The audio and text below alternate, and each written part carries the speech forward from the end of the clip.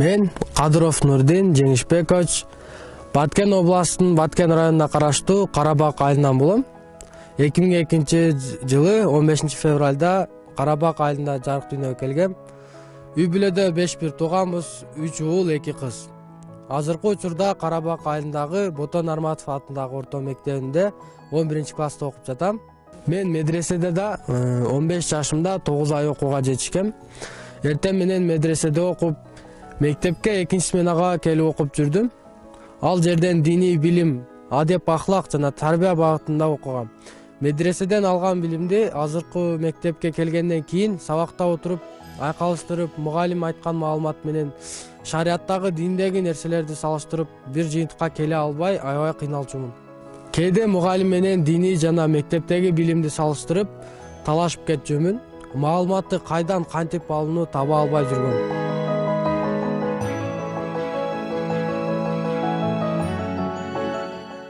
Бош убактымда кол өнөрчүлүк менен машыгам, жана бир нерселерди жасап, ойлоп табууга кызыгам.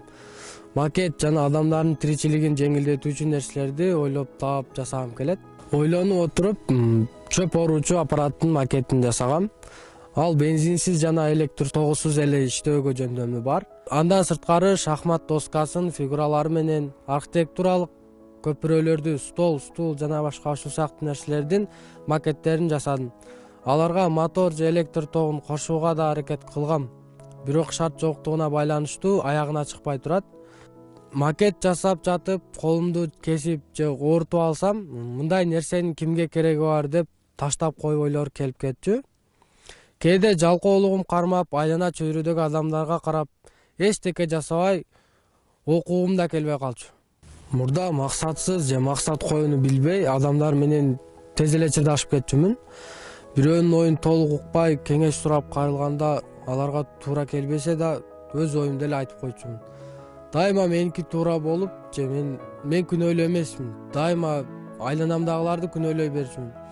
Акчанын баркына жетпей, дос балдарым бир буюм сатып алса эле, мен дагы сатып алышым керек деген атаандаштык бар болчу.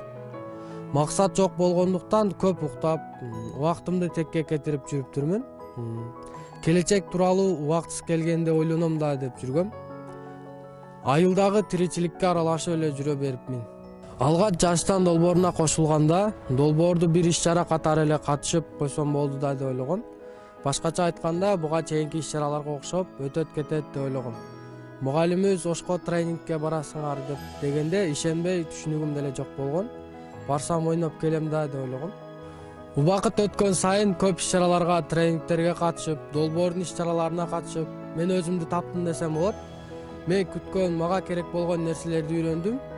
Мурда карасам угума түшө албай жүргөн экем. Азыр өзүмдү өнүктүрүү максатында, алекин бош убактымда китеп окуп, англис тил курсуна катталып, тил өздөштүрүп жаткан учурум. Ой жүгүртүүм кеңири болуп, ачык, позитивдүү түрдө эл арасында өз пикиримди айтууга үйрөндүм. Коомчулукта, мектепте өз пикиримди толук айтууга, кайсы бир маселе боюнча тийиштүү ишканаларга кайрылуу жолдорун өздөштүрдүм. Эң негизгиси келечекке план жана максат коюуну үйрөнүп алдым.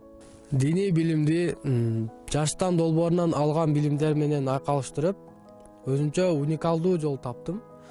Жана келечекте максат коюуну, талыкпас эмгекти, адамгерчиликти, таза иштөөнү, талыкпастан билим алууну, тилдер жана билим, эмгек аркылуу дүйнө таанууну туура деп таптым. Окууну аяктаган соң жогорку окуу жайга тапшырып, архитектура жаатында окуп, келечекте Кыргызстанды көркөм жана кооз өлкөлөрдүн катарына кошкум келет.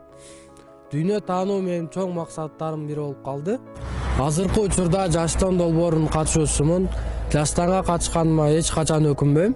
Себеби жаштан менин оюмду жана келечегиме болгон көз карашымды толук жакшы жакка өзгөрттү. Бул долбоор мынчалык жакшы деңгээлде болот деп ойлогон эмесмин. Долбоор аркылуу көп досторду да арттырдым. Жаштан азыркы тоонун чокусуна чыгарып койду. Чокуга чыккандан кийин айлана чөйрө жана горизонт толук көрүнүп, кайсы жагына багыт алууну үйрөндүм.